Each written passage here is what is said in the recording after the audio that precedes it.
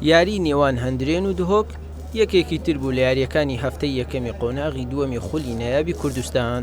هەندرێن بە ئامانجی خۆپتەوکردن لە ڕیزبەندی پێشەوەی خولەکە و دهۆکیش بە ئامانجی نزیکبوونەوە لە ڕیزبەندی پێشەوە یاریان دەکرد.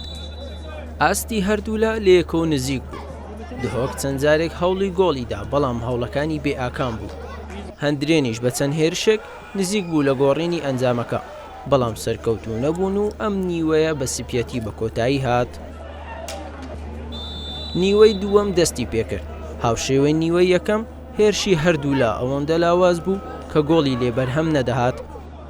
لە ناوەڕاستی ئەم نیوێ و بە دیاریکراوی لە خولەکی 76 محەممەد هاوار بربەستی یەکسانی شکاند و گۆڵی یەکەمی هەندرێنی تۆمار کرد. دوای ئەم گۆڵە هەندرێن چەند جارێک نزیک بوو لە زیادکردنی جیاوازیەکە.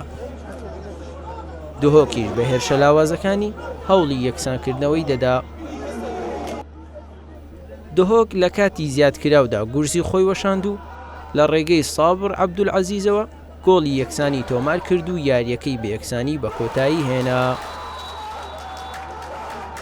گەل یانەیەک بوو سەرکێشی خۆل بوو لە قۆناغ یەکەم و یەکێکە لە باشترین تیم ڕاستی و مڕەشەحێک و ئەفسەرە دەوری ببێت و یاریزانەی باش هەیە و کارگیرێکی باش هەیە و هەمووشت باش هەیە و مدربێکی باش هەیە و ئەلحەمدوللا خاڵێک لەگەل سەرکێشی کۆم لە یاریگای ئەو یانە زۆر باش بوو.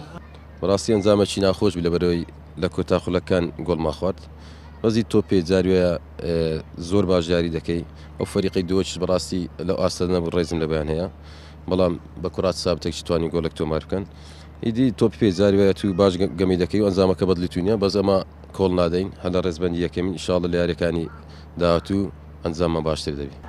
بەم ئەنجامە هەندرێن بە کۆکردنەوەی سیویەک خاڵ و بە جیاوازی یەک خاڵ لەگەڵ سیروانی نوێ لە پێشەوەی ڕیزبەندیەکە مایەوە. دهۆکیش بە کۆکردنەوەی 19 خاڵ لە ناوەڕاستی ڕیزبەندیەکە دەبیندرێت.